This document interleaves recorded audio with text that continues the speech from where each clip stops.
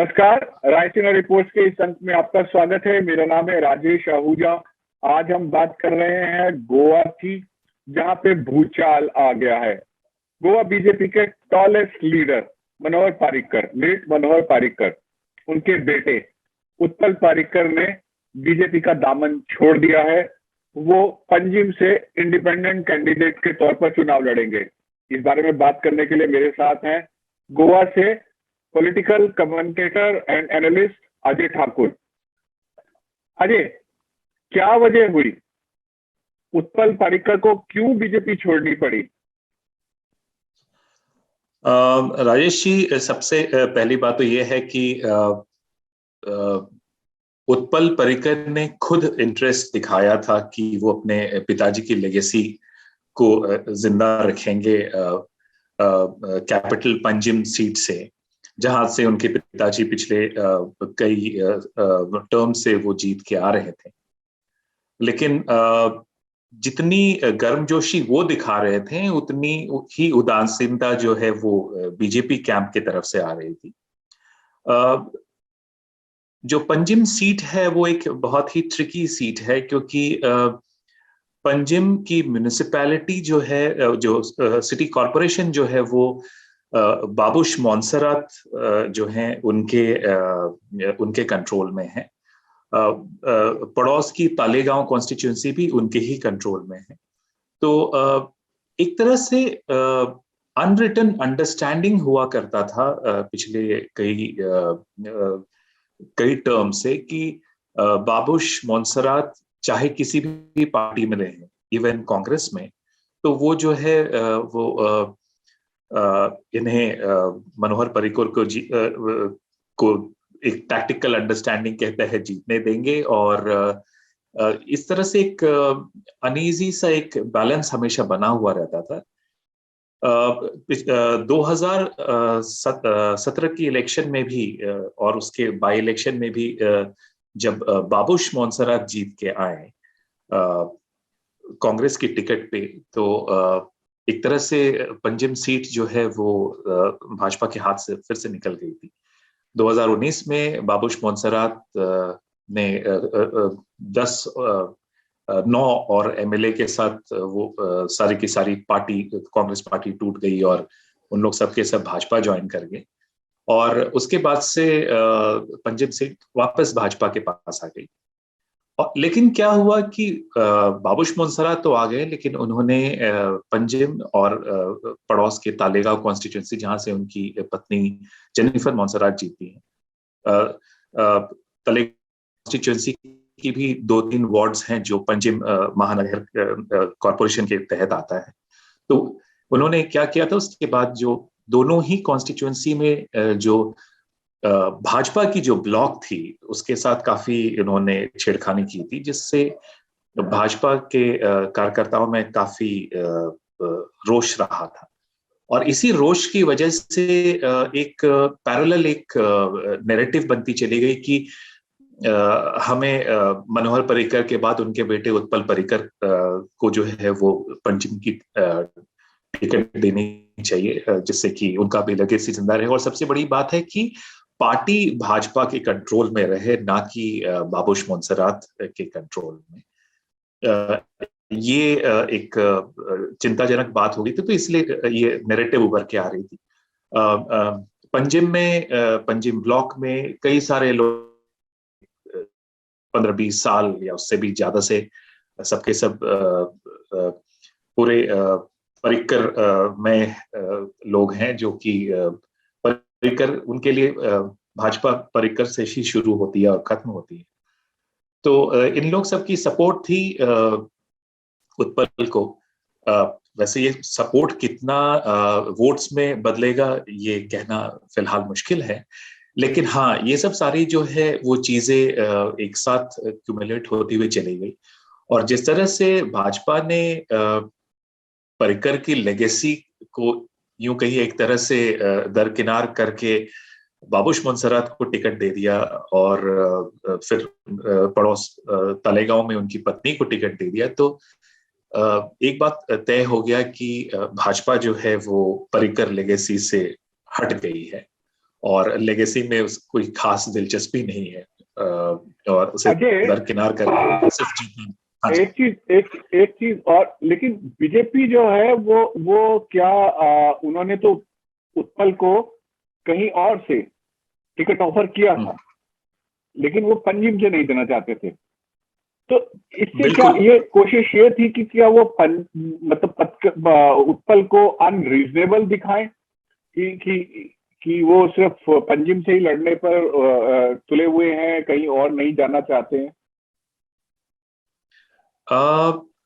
राजेश जी, जो उनकी तरफ से जो ऑफर आई थी, भाजपा की तरफ जो उत्पल की जो ऑफर आई थी, वो एक बड़ी उदासीन सी ऑफर थी। वो बिचोली कॉन्स्टिट्यूएंसी है नॉर्थ गोवा में, जहां से फिलहाल उनके स्पीकर राजेश पटनेकर जीत के आए थे। राजेश पटनेकर ने पिछले दिनों में उन्होंने एंटी इनकम्बेंसी फेस करते हुए उन्होंने ये तक कह दिया था कि इस इलेक्शन में वहां पे नहीं लड़ना चाहता हूं। भाजपा ने उन्हें ऑफर किया, लेकिन ऑफर इतनी ही सीरियस थी कि कल ऑफर की और आज वहां से उन्होंने राजेश पटनेकर को फिर से अपना कैंडिडेट घोषित कर दिया है। तो ये एक तरह से जो है वो जस्ट एक फैसाइल, एक खावती ऑफर था, कोई बहुत ही सीरियस ऑफर नहीं था। सही मायने में भाजपा जो है वो परिक्रमा में इंटरेस्टेड नहीं। जी, मैं इससे जुड़ा हुआ एक सवाल और पूछना चाहूंगा। आम आदमी पार्टी ने बोला उत्पल को कि आपका वेलकम है, आप हमारे यहाँ आइए, हम आपको टिकट देंगे, आप लड़ाई हमारी तरफ से लड़िए। लेकिन आप ही ने मुझे बताया अभी कि आम आदमी पार्टी ने ऑलरेडी पंजिम से कैंडिडेट डिक्लेयर कर दिया है।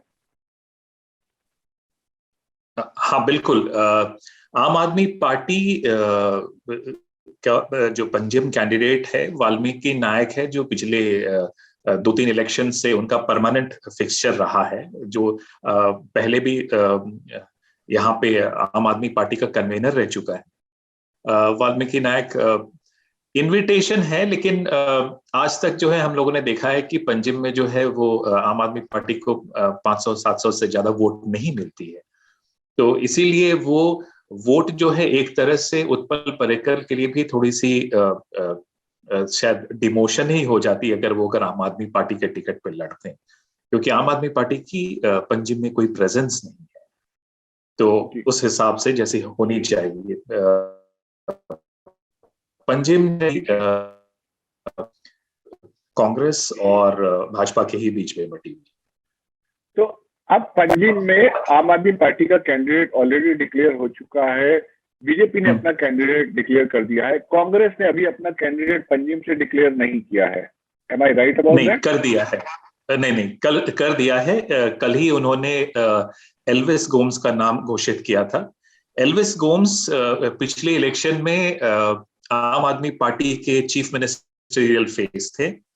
वो पंजिम में पुराने खिलाड़ी हैं, क्योंकि पंजिम से वो चीफ कमिश्नर रह चुके हैं पंजिम सिटी कॉरपोरेशन, और करीब साल भर के अंदर में वो उन्होंने आम आदमी पार्टी का दामन छोड़ के वो कांग्रेस में ज्वाइन किए हैं। कांग्रेस के मैनिफेस्टो कमेटी के भी जो है वो को कन्वीनर हैं, और ऑल इंडिया प्रोफेशनल कांग्रेस की जो गोवा यूनिट है उसके चीफ भी वही हैं। तो कांग्रेस ने काफी एक नया और बोल्ड प्रयास किया है यहाँ पे। और याद रखें राजेश जी की ट्रेडिशनली यहाँ पे कांग्रेस की 5,000 रेसिडेंट वोट है, हमेशा कैप्टिव वोट है जो उनको हमेशा मिलती है। हाँ, ये वोट जो है वो चाहे कोई भी कैंडिडेट क्यों ना हो जाए, ये 5,000 5,500 वोट जो है वो परमानेंट ही कांग्रेस वोट है यहाँ पे। तो एक तरह से अगर यहाँ पे अगर मल्टी कॉर्नर्ड कॉन्टेस्ट हुई तो कांग्रेस ये सीट फिर से जीत ले, उसमें कोई आश्चर्य की बात नहीं होगी। लेकिन अजय, क्या ऐसा नहीं हो सकता है कि बाकी पार्टीज अपना कैंडिडेट विड्रॉ कर लें और उत्पल पर्रिकर को एक अपना कॉमन कैंडिडेट डिक्लेयर कर दें? क्या ये संभावना नहीं है कि कांग्रेस या आम आदमी पार्टी, क्योंकि आम आदमी पार्टी ने ऑलरेडी उनको ऑफर किया हुआ है और कांग्रेस को भी कोई ऐतराज नहीं होना चाहिए, क्योंकि हमने कल भी इस बारे में बात किया था, तो ये हमें पता लगा था कि राहुल गांधी जो है वो मनोहर पर्रिकर के साथ सिंपैथी जताने के लिए, जब उनकी तबीयत बहुत खराब थी, राहुल गांधी ने उनसे मुलाकात किया था। उसके बाद वो एक सार्वजनिक तौर पर जो सौहार्दता है वो दोनों में बनी हुई है। राजेश जी, एक चीज ना बहुत जानना जरूरी है। गोवा में यहाँ पे एक एक कॉन्स्टिट्यूएंसी में 25 से 30 हजार वोट होते होंगे, बहुत ज्यादा 40 होता होगा। उसमें अगर एक बार में अगर 5 पार्टीज अगर एक ही साथ उतर जाएं, तो आप सोच सकते हैं कि मार्जिन कैसी रहेगी। उसमें क्या हुआ है कि पंजिम जो है वो पंजिम इस मामले में बहुत ही वेल डिफाइंड है। पंजिम में 5000 कांग्रेस, सिर्फ कांग्रेस की जो है वो 5000 वोट जो है हमेशा से जो है रही है। तो इसलिए क्या होता है कि हर प्रार्थी जो है वो कोशिश करता है कि भाई किसी तरह से हमें कांग्रेस की वोट जो है हम लोग कॉर्नर कर लें। लेकिन क्या है कि एज अ कॉमन कैंडिडेट किसी को खड़ा करने के लिए जरूरी है कि कोई इसमें पहल करे। अब कांग्रेस एक स्ट्रांग पोजीशन में है, तो जरूरी है कि ये ऑफर जो है वो जो भी अपने आप को जो खड़ा होना चाहता है, अगर मान लीजिए उत्पल लेगेसी की बात करते हैं तो उनको आगे बढ़ना चाहिए, या उनके कैंप से किसी को आगे बढ़ना चाहिए। शिवसेना के संजय राउत ने 48 घंटे पहले कहा था कि भाई सबको जो है उत्पल पर्रिकर को सपोर्ट करना चाहिए एज अ कॉमन कैंडिडेट, और खुद उन्होंने अपने ही पार्टी के टिकट पे वहां से शैलेश वेलिंकर को जो है खड़ा कर दिया है, जो कि सुभाष वेलिंकर के बेटे हैं। सुभाष वेलिंकर के बेटे हैं, और जो कि जिनका मनोहर पर्रिकर के साथ गोवा की राजनीति में 36 का आंकड़ा था। बिल्कुल बिल्कुल राजेश जी, बड़ी बहुत ही एक ग्रीक ट्रेजेडी की तरह थी।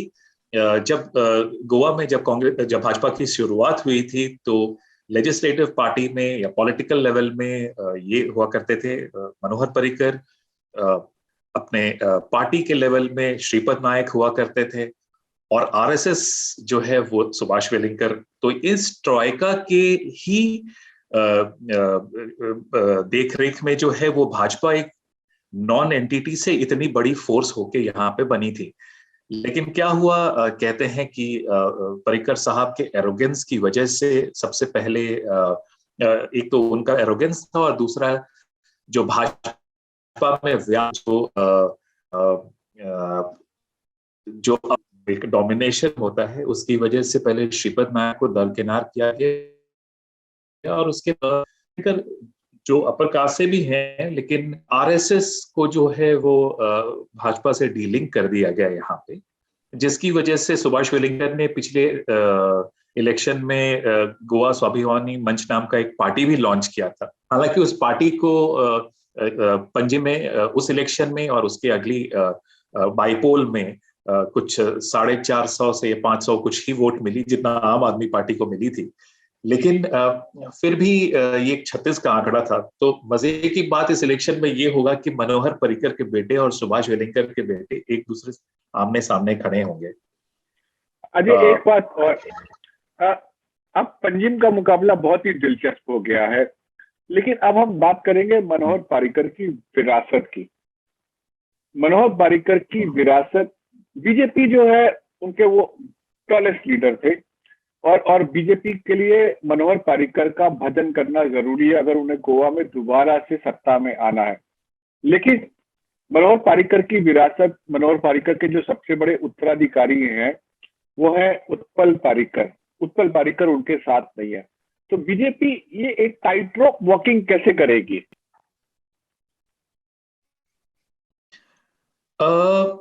देखिए, पहले बात तो मैं आपको बता दूं कि जो उत्पल पर्रिकर जिस विरासत की बात कर रहे हैं, वो विरासत इतनी स्ट्रांग नहीं है जितना कि आप मान लीजिए गांधी की विरासत है, या मे बी मुलायम सिंह यादव और अखिलेश यादव की लेगेसी है। वैसी उतनी स्ट्रांग लेगेसी नहीं है, क्योंकि उत्पल कभी भी पॉलिटिकली आज इससे पहले उभर के कभी भी इन्वॉल्व नहीं हुए थे, शैडोज में रहते थे। कुछ कैंपेन इधर उधर कर लिया करते थे, लेकिन कभी भी उत्पल बढ़ के पार्टी की अफेयर्स में कभी भी नहीं आए थे। पर्रिकर की लेगेसी जो है वो यूं कहिए कि एक ना बहुत ही पर्रिकर सेंट्रिक ही लेगेसी होके रह गई थी। एक लेगेसी होती है जो कि पूरे की पूरी पार्टी में हर जगह एक छाप छोड़ा जाए, वैसा नहीं रहा।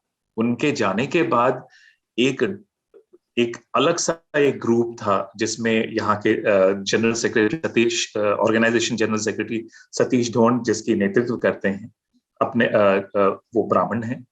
उसके बाद गौड़ सरस्वत ब्राह्मण, उसके बाद जो सीएम हैं प्रमोद सावंत जो मराठा कम्युनिटी से हैं, और जो party president Sadanand Sheth तन्नावड़े again Maratha community से हैं। तो इन्होंने एक दूसरा एक ग्रुप बना दिया था जो कि पर्रिकर के पूरे कैंप को ही रिप्लेस इन्होंने कर दिया था। तो हुआ ये कि लेगेसी तब कायम रहती है जब लोग उस चीज को आगे लेके बढ़ते हैं। वो लेगेसी नहीं रह गई, वो लेगेसी सिर्फ एक फोटो फ्रेम में रह गई।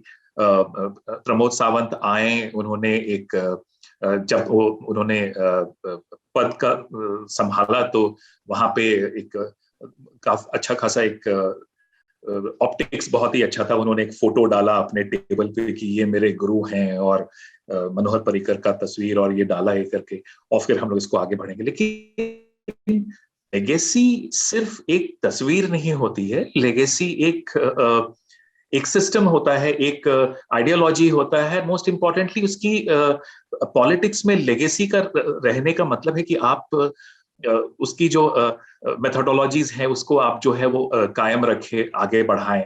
वो चीज नहीं दिख रहा है भाजपा में। इनफैक्ट भाजपा वो सब सारी काम कर रही है जो कि कांग्रेस करती थी एक जमाने में, कि खाली विनेबल कैंडिडेट्स जो है चाहे दूसरे पार्टी से भी क्यों ना आ जाए, लेकिन खाली विनेबल कैंडिडेट्स को ये करेंगे। आपका क्योंकि आपका काडर बहुत ही डिसिप्लिन्ड है आरएसएस बैकग्राउंड से, तो वो बेचारा क्या करेगा? वो जो है वो इसी मैंने वो आपकी बात ही सुनेगा, आप उसके ऊपर कोई भी लीडर चाहे क्यों ना मर दें। तो वही हो रहा है फिलहाल भाजपा में, और वहीं पे जो है वो एक लेगेसी वो ब्रेक हो रही है। यहाँ पे ध्यान रहे कि मनोहर पर्रिकर, अजय मैं आपको टोकना चाहूंगा, लेकिन मनोहर पर्रिकर जो है वो तो आरएसएस के फेवरेट लीडर्स में से एक थे। बिल्कुल, मनोहर पर्रिकर ने एक चीज बहुत ही अच्छा रखा था। कोई अगर मान लीजिए आरएसएस नहीं भी बैकग्राउंड का है और उनके पार्टी में ज्वाइन करता है, उन्होंने सामंजस्य बहुत अच्छा बना के सबके बीच में रखा था। तो क्या होता था कि कोई अगर बाहर भी आता था, जैसे देख लीजिए फ्रांसिस डिसोजा है, स्वर्गीय फ्रांसिस डिसोजा जो डिप्टी चीफ मिनिस्टर भी रहे थे, कैथलिक थे, पिछले 20 साल से वो भी पार्टी के साथ वो थे। लेकिन कभी भी उनको कभी भी ये नहीं एहसास होने दिया था मनोहर पर्रिकर ने, आप कैथलिक हैं, आरएसएस हिंदू सेंट्रिक है, तो इसलिए आपको जो है वो थोड़ा सा एक अलग टाइप्स को फीलिंग दी जाएगी। ये जो मनोहर पर्रिकर की जो एक थी, आप यूं कहिए कि सॉफ्ट हिंदुत्व वाली जो बात है, वो काफी इसकी वजह से ही एक ना बैलेंस रहता था। इसी की वजह से गोवा में लोग जो है उसको सीरियसली मैंने उन्हें एज अ सीरियस कंटेंडर देखते थे। लेकिन अब जो आ गई है वो अक्सर वो एक ना एक totally different kind of politics आ गई है भाजपा में, कि भाई आप जीतने वाले हो तो आप ही को मिलेगा टिकट, वो चाहे आप कुछ भी क्यों ना हो। और क्या है कि संघ कितना इसमें शामिल है इस चीज में और इनके साथ है, ये चीज बताना बहुत ही मुश्किल है, क्योंकि वैसे भी संघ बहुत ही सीक्रेटिवली काम करती है, लेकिन वैसा फॉर्मल नहीं रह गया है संघ का रोल जैसे कि पहले हुआ करता था। तो अब जो है अगर अपनी पार्टी अपनी पॉलिटिकल आर्म का इज्जत बचाने के लिए अगर संघ उतर जाए तो वो एक अलग बात है। लेकिन एक बात जरूर है कि दरार है, अच्छी खासी दरार है, और पर्रिकर ने इस दरार को जो है बहुत अच्छे से मिला के रखा था। उनके हटने के बाद वो दरार जो है वो दिखती है। बहुत बहुत शुक्रिया अजय इस चर्चा में शामिल होने के लिए। बहुत ही दिलचस्प नतीजा और लड़ाई होगी पंजिम की। हमारी नजर इस पे बनी रहेगी, क्या उत्पल पर्रिकर जो है अपने पिता की विरासत के राजनीतिक विरासत के वो उत्तराधिकारी साबित होंगे नहीं होंगे, और विपक्षी दलों की क्या भूमिका होगी।